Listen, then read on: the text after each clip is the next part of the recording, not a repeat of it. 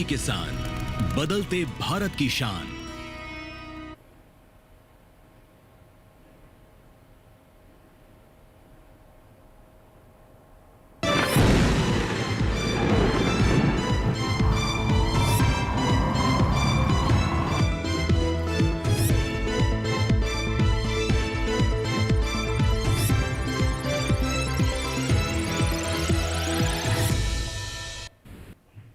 नमस्कार, स्वागत है आपका मौसम खबर में। मैं हूं अंजू सिंह। मौसम खबर में जानेंगे अगले 24 से 48 घंटों में कैसा रहेगा मौसम का हाल, कहां होगी बारिश, कहां चलेंगी तेज हवाएं, तापमान की स्थिति क्या रहेगी। लेकिन शुरुआत करते हैं मौसम से जुड़ी 5 बड़ी खबरों के साथ। तो आइए सिलसिलेवार तरीके से इन 5 बड़ी खबरों पर नजर डालते हैं। तो सबसे पहले खबर आ रही है तमिलनाडु से, जहां पर गुरुवार को कुछ जगह भारी बारिश होने का अनुमान है। सावधान रहे, गुरुवार को काफी ज्यादा बारिश हो सकती है। वहीं अंडमान निकोबार द्वीप समूह की बात करें, 2 दिन कुछ जगह पर भारी बरसात यहां भी होने की संभावना बनती नजर आ रही है। असम पर नजर डालते हैं तो असम में देख सकते हैं कहीं कहीं गरज के साथ तेज हवाओं का अंदेशा बन रहा है, ऐसा कहना है भारत मौसम विज्ञान विभाग का। मेघालय पर नजर डालते हैं, गरज के साथ तेज हवाएं चलने का यहां भी अनुमान देखा जा रहा है।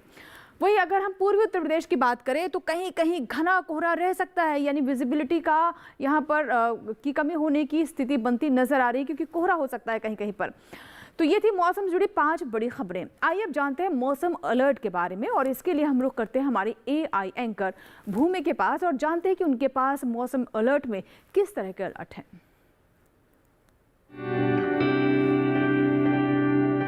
नमस्कार किसान भाइयों और बहनों, आप देख रहे हैं मौसम अलर्ट डीडी किसान पर। मैं हूं आपकी एआई एंकर भूमि। आज हम आपको देश भर में होने वाली मौसम की स्थिति की ताजा जानकारी देने जा रहे हैं। उन क्षेत्रों की जानकारी लेते हैं जहां नजर बनाए रखें। अंडमान निकोबार द्वीप समूह में कहीं कहीं भारी बारिश की संभावना है। तमिलनाडु, पुडुचेरी, असम, मेघालय, नागालैंड, मणिपुर, मिजोरम और त्रिपुरा में बिजली की चमक और गरज के साथ तेज हवाएं चलने की संभावना है, इसलिए इन क्षेत्रों में सावधानी बरतें। बाकी सभी राज्यों में फिलहाल कोई विशेष चेतावनी नहीं है। यह थी मौसम की ताजा जानकारी। कृपया सुरक्षित रहें। धन्यवाद। शुक्रिया भूमि, तमाम जानकारी के लिए। मौसम अलर्ट से जुड़ी महत्वपूर्ण जानकारियां आपने हम तक पहुंचाई। फिलहाल बढ़ते हैं आगे और अब बात करते हैं मौसम पूर्वानुमान की, जिसमें हम आपको विस्तार से जानकारी देते हैं कि देश के किन किन हिस्सों में कहां-कहां बारिश होने की संभावना है, कहां पर बिल्कुल भी बारिश नहीं होगी, क्या स्थिति रहने वाली है बारिश को लेकर। तो आइए सिलसिलेवार तरीके से मौसम पूर्वानुमान पर नजर डालते हैं। शुरुआत करते हैं जम्मू कश्मीर लद्दाख से, और साथ ही आप देख सकते हैं हिमाचल प्रदेश, पंजाब, हरियाणा, उत्तर प्रदेश, उत्तराखंड, दिल्ली, कहीं भी फिलहाल बारिश होने की संभावना अगले 24 से 48 घंटों में यहां पर दिखाई नहीं दे रही है। तो ये वो तमाम क्षेत्र हैं। अगर हम बात करें जम्मू कश्मीर, लद्दाख, हिमाचल प्रदेश, पंजाब, हरियाणा, उत्तराखंड और उत्तर प्रदेश और दिल्ली की, तो अगले 24 से 48 घंटों में यहां कहीं भी बारिश की कोई स्थिति बनती फिलहाल नजर नहीं आ रही। लेकिन वहीं अगर हम पूर्वोत्तर का रुख करें तो आप देख सकते हैं अरुणाचल प्रदेश, असम, मेघालय, नागालैंड, मणिपुर, मिजोरम, त्रिपुरा, यहां इन सभी क्षेत्रों में कहीं कहीं बारिश होने की संभावना है। वहीं गांगे पश्चिम बंगाल और ओडिशा में भी कहीं कहीं बारिश हो सकती है। लेकिन बिहार, झारखंड, उप हिमालय, पश्चिम बंगाल और सिक्किम में बरसात की फिलहाल कोई स्थिति बनती नजर नहीं आ रही है। अब रुक करते हैं दक्षिण की ओर। तो यहाँ आप देख सकते हैं कि दक्षिण में अगर हम बात करें केरल, तमिलनाडु और तटीय कर्नाटक की ओर, साथ ही हम यहाँ पर नजर डालते हैं पुडुचेरी, तमिलनाडु, तटीय आंध्र प्रदेश और रायलसीमा पर, तो कहीं कहीं बारिश यहाँ पर हो सकती है। लेकिन वहीं अगर हम देखें तेलंगाना, भीति उत्तर कर्नाटक, भीति दक्षिण कर्नाटक, तो यहाँ पर बारिश होने की संभावना नहीं है। अब रुक करते हैं हम मध्य भारत की ओर। तो आप देख सकते हैं पूरे मध्य भारत में कहीं भी फिलहाल बारिश की कोई संभावना नजर नहीं आती अगले 24 से 48 घंटों में। पूर्वी राजस्थान, पश्चिमी राजस्थान, वही अगर हम मध्य भारत में पश्चिमी मध्य प्रदेश, पूर्वी मध्य प्रदेश, छत्तीसगढ़, विदर्भ, मराठवाड़ा की बात करें, बरसात नहीं होगी। मध्य महाराष्ट्र, गुजरात, सौराष्ट्र, कच्छ में भी अगले 24 से 48 घंटों में फिलहाल बरसात की कोई संभावना नहीं है। अब बात करते हैं मौसम की चाल की, यानी पिछले 24 घंटों में मौसम की स्थिति क्या रही, मिजाज क्या रहा मौसम का, कहां कैसी स्थिति रही, इसके बारे में आपको बता दें। तो बिहार में पिछले 24 घंटों में बारिश दर्ज की गई है। वहीं अरुणाचल प्रदेश, असम, मेघालय, नागालैंड, मणिपुर, मिजोरम, त्रिपुरा में भी कहीं कहीं पिछले 24 घंटों में बारिश रही है। इसी तरीके से तटीय आंध्र प्रदेश, तमिलनाडु, केरल में भी बारिश दर्ज की गई है। और अगर हम बात करें तटीय कर्नाटक की, तो यहाँ भी बारिश रही है। अंडमान निकोबार द्वीप समूह की बात करें तो काफी ज्यादा जगहों पर पिछले 24 से 48 घंटों में यहाँ पर बारिश दर्ज की गई है। और आइए रुक करते हैं हम मध्य भारत की ओर। तो यहाँ पर आप देख सकते हैं कि फिलहाल यहाँ पर उससे पहले हम कोंकण गोवा की बात कर लेते हैं। तो यहाँ पिछले 24 घंटों में कहीं कहीं बारिश दर्ज की गई है। तो देश के विभिन्न हिस्सों के बारे में हम आपको जानकारी दे रहे हैं कि फिलहाल बारिश की स्थिति 24 घंटों में, पिछले 24 घंटों में क्या रही, ये आपने जाना भी मौसम की चाल में। फिलहाल इसी के साथ ही यहाँ पर वक्त है छोटे से ब्रेक का। ब्रेक के बाद भी मौसम खबर जारी रहेगा, कहीं मत जाइएगा, देखते रहें मौसम खबर।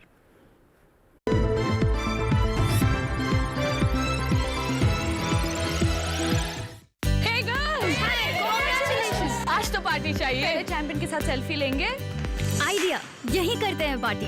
Pizza party. ये चल अपना कार्ड और पिन दे। मेरे कार्ड की डिटेल्स मैं खुद ही डालूंगी। आरबीआई कहता है अपना पिन, ओटीपी, सीवीवी या इंटरनेट बैंकिंग पासवर्ड किसी के साथ शेयर ना करें।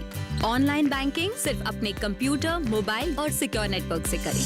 बाय गर्ल्स, कहाँ जा रही है? सुना नहीं? No sharing. आरबीआई कहता है जानकार बनिए, सतर्क रहिए।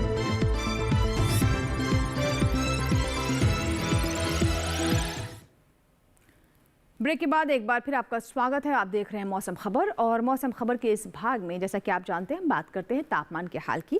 यानी देश के विभिन्न हिस्सों में सामान्य से तापमान कहाँ अधिक रहा, कहाँ न्यूनतम तापमान सामान्य से नीचे लुढ़का, इसके बारे में हम आपको तापमान के हाल में जानकारी देते हैं। तो आइए सिलसिलेवार तरीके से आपको जानकारी देते हैं और शुरुआत करते हैं जम्मू कश्मीर, लद्दाख और साथ ही अगर हम हिमाचल प्रदेश की बात करें तो आप देख सकते हैं कि दिन का तापमान 3 से 5 डिग्री सेल्सियस सामान्य से अधिक दर्ज किया गया है। यानी आमतौर पर इस समय जो तापमान रहना चाहिए उसे 3 से 5 डिग्री सेल्सियस के बीच में तापमान अधिक है, ज्यादा है। नजर डालते हैं ओडिशा और गांगे पश्चिम बंगाल पर, तो यहाँ भी आप देख रहे हैं दिन का तापमान 1 से 3 डिग्री सेल्सियस सामान्य से ऊपर है, ज्यादा दर्ज किया गया है। तो देश के जो विभिन्न हिस्से हैं जहां सामान्य से तापमान अधिक दर्ज किया गया है, पहले हम उस पर नजर डाल रहे हैं। इसी में अगर हम छत्तीसगढ़ की ओर रुख कर लेते हैं तो आप देख रहे हैं कि दिन का तापमान 3 से 5 डिग्री सेल्सियस सामान्य से ऊपर दर्ज किया गया। अभी तक जहां जहां के बारे में जानकारी दी, स्थिति फिलहाल एक जैसी ही नजर आई है। वहीं अगर हम दक्षिण की बात करें तो केरल और साथ ही अगर हम तटीय आंध्र प्रदेश और रायलसीमा पर भी नजर डालें तो आप देख रहे हैं कि यहाँ भी जो अधिकतम तापमान है सामान्य से 1 से 3 डिग्री सेल्सियस से ज़्यादा दर्ज किया गया है। रुक करते हैं विदर्भ, पश्चिमी मध्य महाराष्ट्र, माफ़ कीजिएगा, पश्चिमी मध्य प्रदेश, पूर्वी राजस्थान, पश्चिमी उत्तर प्रदेश, पश्चिमी राजस्थान, गुजरात, सौराष्ट्र, कच्छ की ओर। तो आप देख रहे हैं कि यहाँ पर जो अधिकतम तापमान है सामान्य से 1 से 3 डिग्री सेल्सियस ज़्यादा दर्ज किया गया है। और अगर हम सबसे अधिक तापमान की बात करें तो दिन का तापमान जो सबसे अधिक दर्ज किया गया है गुजरात के राजकोट में 37.9 डिग्री सेल्सियस ये दर्ज किया गया है। अब बात करते हैं न्यूनतम तापमान की, तो आप देख रहे हैं कि यहाँ पर खासतौर पर पश्चिमी उत्तर प्रदेश, पंजाब और साथ ही पश्चिमी राजस्थान, पूर्वी राजस्थान की बात करें तो 3 से 5 डिग्री सेल्सियस जो रात का तापमान है सामान्य से ज़्यादा दर्ज किया गया है। नजर डालते हैं पूर्वी उत्तर प्रदेश पर, तो यहाँ भी आप देख रहे हैं कि जो न्यूनतम तापमान है 5 डिग्री सेल्सियस से ज़्यादा दर्ज किया गया, सामान्य से 5 डिग्री सेल्सियस ये अधिक दर्ज किया गया है। अगर हम बिहार की बात करें तो आप देख रहे हैं कि बिहार में भी जहाँ अधिकतम तापमान ज़्यादा है उसी तरीके से न्यूनतम तापमान यानी रातें भी यहाँ पर सामान्य से 3 से 5 डिग्री सेल्सियस ज़्यादा यहाँ पर तापमान दर्ज किया गया है। नागालैंड, मणिपुर, मिजोरम और त्रिपुरा की बात कर लेते हैं तो 3 से 5 डिग्री सेल्सियस यहाँ भी जो न्यूनतम तापमान है सामान्य से ऊपर अधिक दर्ज किया गया है। तो देश के विभिन्न हिस्सों में अब नजर डालते हैं पूर्वी मध्य प्रदेश और साथ ही गुजरात पर, तो 3 से 5 डिग्री सेल्सियस यहाँ भी जो न्यूनतम तापमान है, यानी कह सकते हैं कि जो रातें आमतौर पर जो इस वक्त तापमान होना चाहिए उससे तापमान अधिक है। और अगर हम सबसे कम तापमान की बात करें तो आप देख सकते हैं कि दिल्ली के रिज इलाके में यहाँ पर 13.9 डिग्री सेल्सियस तापमान दर्ज किया गया है। तो ये तो बात हुई तापमान के हाल की, जहां पर हमने अधिकतम और न्यूनतम तापमान सामान्य से कहाँ ज़्यादा रहा, कहाँ कम रहा, इसके बारे में विस्तार से जाना। फिलहाल देश के अन्य हिस्सों पर भी नजर डालते हैं वहां का अधिकतम और न्यूनतम तापमान क्या रहा।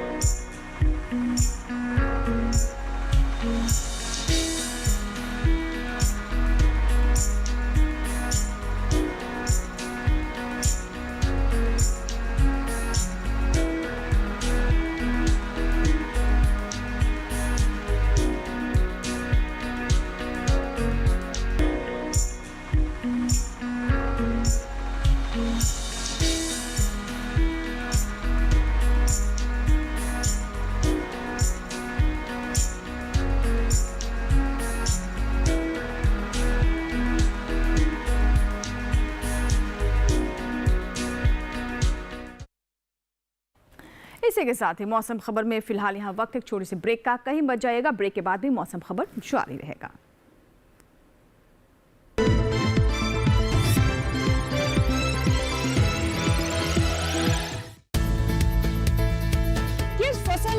क्या है चाल? किस मंडी का क्या है हाल? उतरते चढ़ते भाव का असर, आयात निर्यात का क्या है असर? कैसा रहेगा आगे बाजार? बताएंगे मंडियों के जानकार। देखिए मंडी खबर सोमवार से शनिवार शाम 5 बजे सिर्फ दूरदर्शन किसान चैनल पर।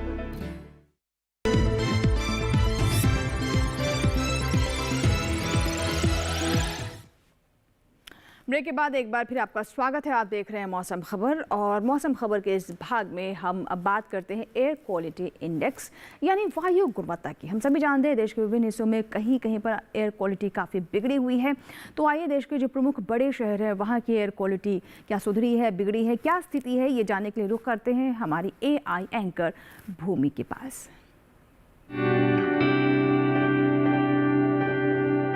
अब बढ़ते हैं आगे और जानते हैं कि देश के अलग अलग राज्यों में वायु की गुणवत्ता कैसी है। सबसे पहले देश की राजधानी दिल्ली की बात करते हैं। दिल्ली की वायु गुणवत्ता खराब रही। यहाँ गुणवत्ता सूचकांक 361 दर्ज किया गया। वहीं पुणे में वायु गुणवत्ता सूचकांक 269 दर्ज हुआ, जो कि थोड़ी खराब श्रेणी में आता है। मुंबई की बात करें तो यहाँ की वायु गुणवत्ता खराब रही। यहाँ गुणवत्ता सूचकांक 313 दर्ज किया गया। कोलकाता में वायु की गुणवत्ता बहुत खराब श्रेणी से भी ऊपर चली गई। यहाँ गुणवत्ता सूचकांक 684 दर्ज हुआ, जो कि खतरनाक श्रेणी में है। जबकि बेंगलुरु में वायु गुणवत्ता सूचकांक 76 दर्ज किया गया, जो अच्छी श्रेणी में है। लखनऊ में वायु की गुणवत्ता बहुत खराब को पार करते हुए खतरनाक श्रेणी में पहुंच गई है। लखनऊ में वायु गुणवत्ता सूचकांक 625 दर्ज हुआ। पटना की बात करें तो यहाँ वायु गुणवत्ता सूचकांक 696 दर्ज किया गया, जो कि बहुत खराब श्रेणी से भी ऊपर है। उधर हैदराबाद में वायु गुणवत्ता सूचकांक 177 दर्ज किया गया, जो कि संतोषजनक श्रेणी में है। अहमदाबाद में वायु की गुणवत्ता खराब रही। यहाँ वायु गुणवत्ता सूचकांक 320 दर्ज किया गया। कृपया अपनी सेहत का ध्यान रखें। हम फिर मिलेंगे, तब तक के लिए नमस्कार। शुक्रिया भूमि। तो अभी आपने एयर क्वालिटी इंडेक्स के बारे में जाना, कहाँ कैसी स्थिति है। आप अपना पूरा ध्यान रखें। जहाँ पर ख़तरनाक स्तर पर वायु गुणवत्ता पहुँच गई है वहाँ पर अगर आपको ज़्यादा ज़रूरत ना हो तो घरों से बाहर ना निकले और अपने बच्चों का विशेष ध्यान रखें। बात करते हैं पर्यटन पूर्वानुमान की, यानी देश के मुख्य लोकप्रिय जो स्थल है वहाँ की अगले 4 दिनों में स्थिति क्या रहने वाली है, मौसम कैसा रहेगा। आइए शुरुआत करते हैं लद्दाख के साथ। तो आप देख सकते हैं लद्दाख के लेह में अगले 4 दिनों में बुधवार, गुरुवार, शुक्रवार, शनिवार काफ़ी यहाँ पर धूप रहेगी। खुला मौसम रहेगा। अधिकतम तापमान 13 डिग्री सेल्सियस और न्यूनतम तापमान 1 डिग्री सेल्सियस यहाँ पर दर्ज किया जाएगा। तो कुल मिलाकर मौसम काफ़ी साफ रहेगा, क्लियर स्काई रहेगा और बारिश होने की फिलहाल स्थिति यहाँ पर बनती नज़र नहीं आ रही है। जम्मू कश्मीर के श्रीनगर की बात करें तो यहाँ भी आप देख रहे हैं कि तापमान 23 डिग्री सेल्सियस पर कांस्टेंट है अगले 4 दिनों में, और न्यूनतम तापमान आप देख रहे हैं 3 डिग्री सेल्सियस रहेगा।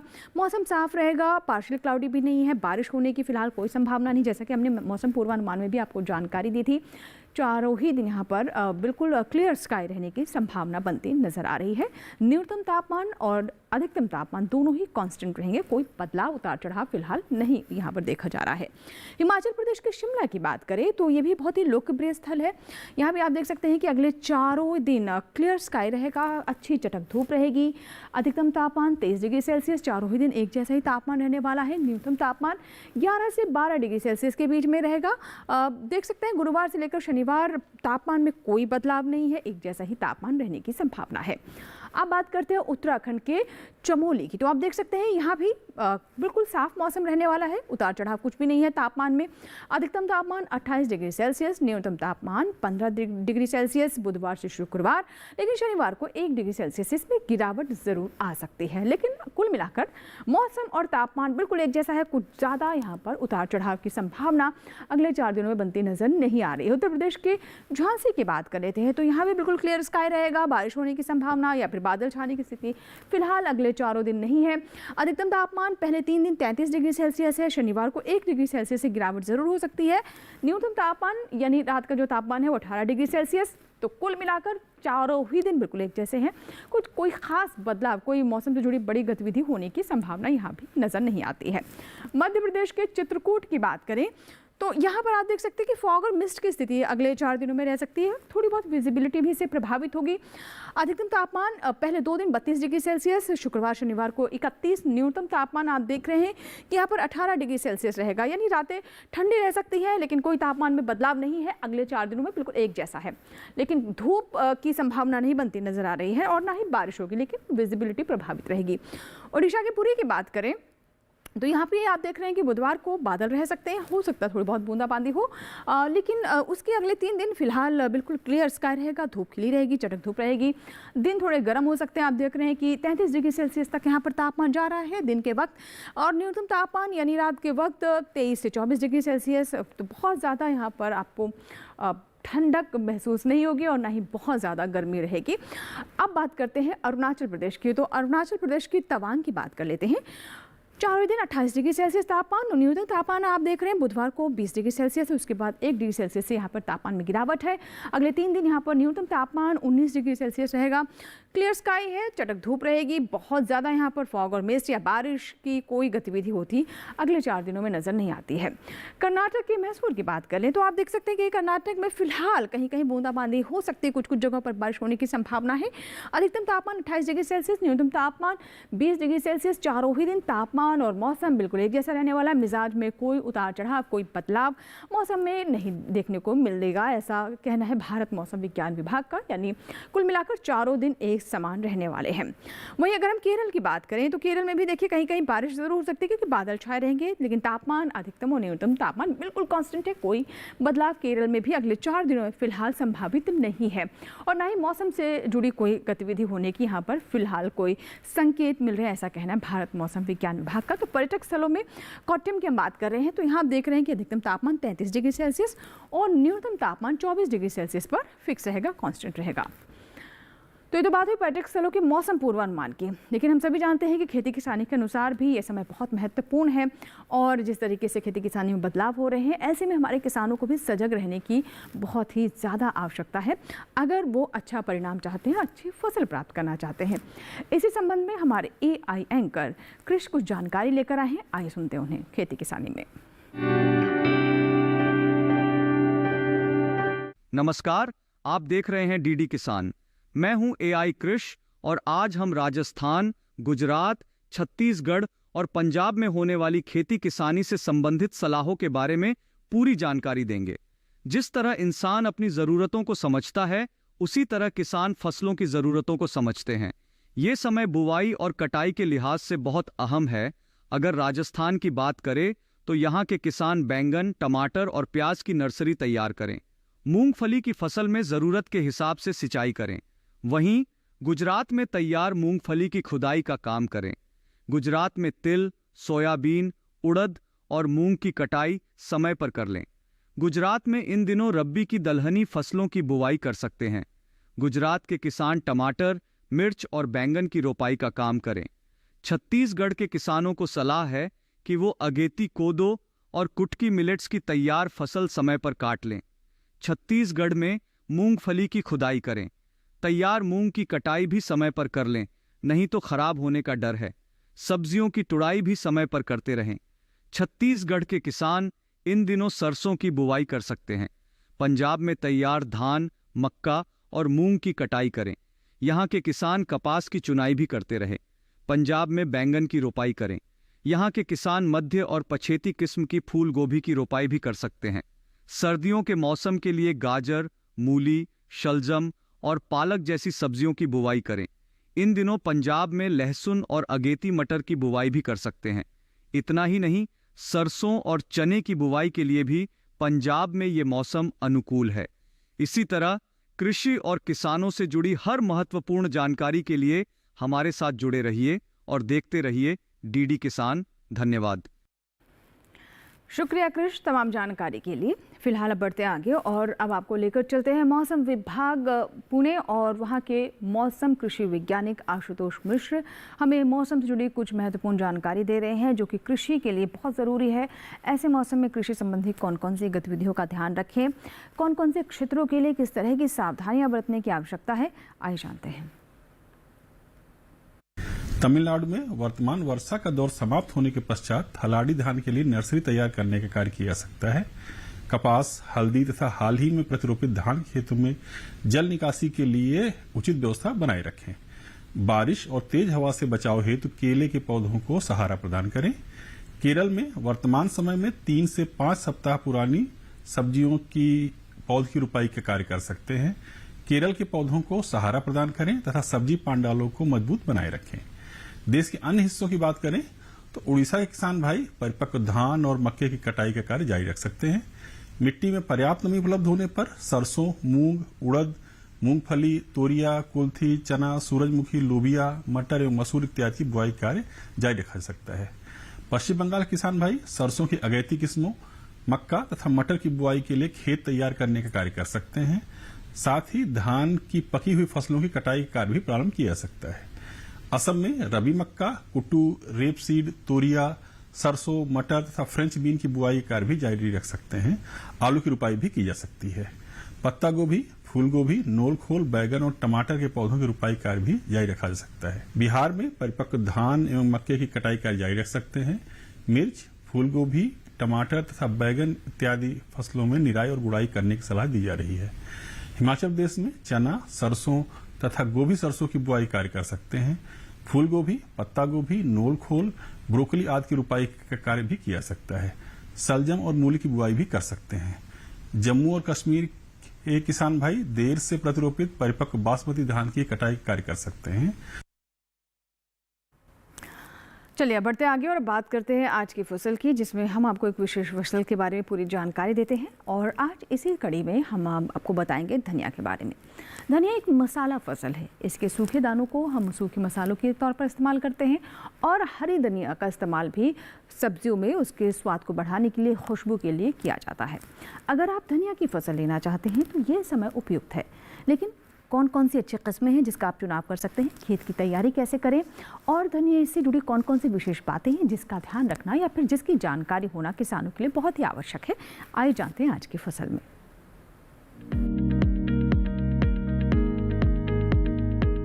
धनिये की खेती के लिए दोमट मिट्टी सबसे अच्छी मानी जाती है। इसे अच्छे जीवांश युक्त भारी भूमि में भी उगाया जा सकता है। खेत में जल निकासी का उचित इंतजाम जरूरी है। बोने से पहले खेत को अच्छी तरह जोत ले और मिट्टी को भुरभुरा बना ले। साथ ही मिट्टी को समतल कर ले। आखिरी जुताई में 100 से 120 क्विंटल प्रति हेक्टेयर की दर से गोबर की खाद मिला दे। बीज की मात्रा बुआई और सिंचाई की दशा पर निर्भर करती है। सिंचित दशा में 12 से 15 किलो बीज प्रति हेक्टेयर डाले, जबकि असिंचित दशा में इतनी ही जमीन के लिए 25 से 30 किलो बीज की जरूरत होगी। बोने से पहले बीज को उपचारित जरूर कर ले। साथ ही बुआई से पहले बीज को 12 घंटे पानी में भिगो कर रखें। कतार से कतार की दूरी 20 से 30 सेंटीमीटर जबकि गहराई 2 से 2.5 सेंटीमीटर रखें। पूरी फसल में 4-5 सिंचाई की जरूरत होती है। पहली सिंचाई बुआई के 30 से 35 दिन बाद, दूसरी 60 से 70 दिन बाद, तीसरी 80 से 90 दिनों के बाद और चौथी 100 से 105 दिन बाद करें। पहली सिंचाई के बाद निराई गुड़ाई करके खरपतवार निकाल दे। 1 माह बाद फिर से निराई गुड़ाई करें। खरपतवार की रोकथाम के लिए विशेषज्ञों की सलाह पर उचित दवाओं का छिड़काव करें। धनिये में उकठा रोग चूर्णिल आसिता रोग हो सकता है। इसे ग्रामीण भाषा में दहिया भी कहा जाता है। रोकथाम के लिए रोग अवरोधी प्रजातियां बोकर भी बीमारियों से बचा जा सकता है। फसल चक्र अपनाना भी बेहतर रहता है, लेकिन किसान इस बात का ध्यान रखे कि फसल में किसी भी तरह की दवा का छिड़काव करने से पहले कृषि विशेषज्ञों की सलाह जरूर ले। पूरी फसल होने पर पत्तियों की तोड़ाई सावधानी से करें। ध्यान रहे तोड़ते समय पत्तियां बर्बाद ना होने पाए। 1 हेक्टेयर जमीन से 125 से 140 क्विंटल तक हरी पत्तियां ली जा सकती है।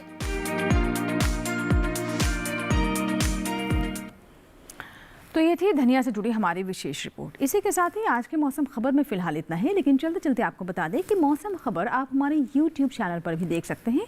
इसके लिए आपको इस टेलीविजन स्क्रीन पर दिखाए जा रहे QR कोड को स्कैन करना होगा, जिससे आप सीधा हमारे YouTube चैनल पर चले जाएंगे और मौसम खबर को आप YouTube पर भी देख सकेंगे। उम्मीद करते हैं मौसम खबर से हमारे किसानों को मदद हो रही होगी। मौसम का ताज़ा हाल और कृषि सलाह लेकर फिर होंगे हाजिर। आप बने रहें दूरदर्शन किसान के साथ। नमस्कार।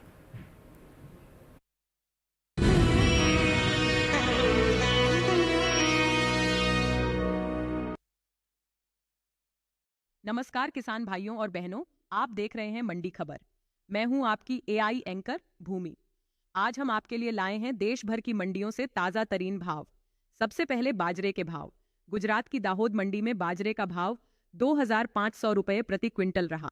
कर्नाटक की कुस्तगी मंडी में बाजरा 2,250 रुपये प्रति क्विंटल पर बिका।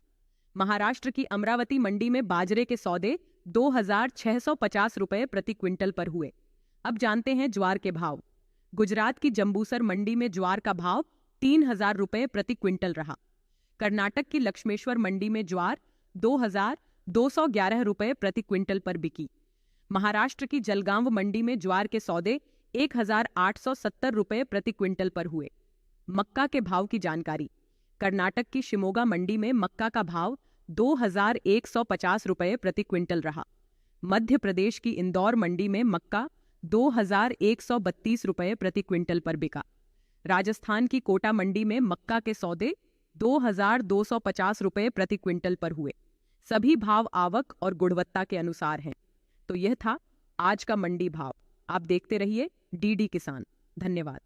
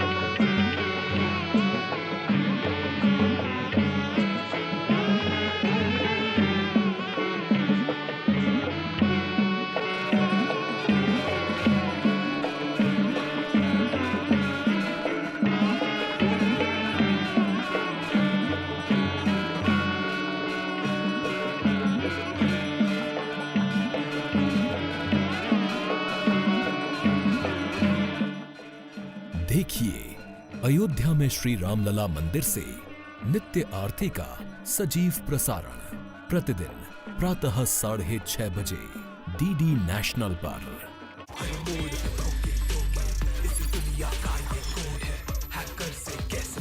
अठारह साल की निमिषा एक कॉलेज ज्वाइन करती है और फिर एक डांस क्लब में एंट्री क्राइटेरिया पूरा करने के चक्कर में सोशल मीडिया फॉलोअर्स एक्वायर करने में लग जाती है और फॉलोअर्स गेन करने के लिए एक्सक्लूसिव पार्टीज में जाना शुरू कर देती है। पर निमिषा को कुछ याद नहीं कि वो हॉस्पिटल पहुंची कैसे। निमिषा ने शीतल को कुछ स्टूडेंट्स के नाम बताए थे जो उसी के कॉलेज के थे और उस पार्टी में भी थे। जांच हमने वहीं से शुरू की। देखिए साइबर क्राइम की दुनिया बच के रहना हर रविवार सुबह 9 बजे और रात 9 बजे सिर्फ DD नेशनल पर। यूं तो ये चुलबुली लड़की का नाम है छुटकी, लेकिन इसके कारनामे हैं बड़े। मोबाइल तो रिचार्ज कराया तू? अरे कराया ना बाबू भैया। तो बड़ा की छोटा छुटकी। चांद नहीं बे सूरज है, जला के ना खाकी कर देंगे। कद से छोटी लेकिन हद में बड़ी छुटकी छटंकी। छुटकी छटंकी, छुटकी छटंकी। देखिए छुटकी छटंकी सोमवार से गुरुवार रात 8:30 बजे, पुनः प्रसारण प्रातः 11:30 बजे। सिर्फ DD नेशनल पर, देश का पहला चैनल, देश का अपना चैनल। फ्रीडम फाइटर्स की कहानियां दिखाएंगे दूरदर्शन पर हर रविवार सुबह 11 बजे। क्रिश, ट्रिश और बाल्टी बॉय।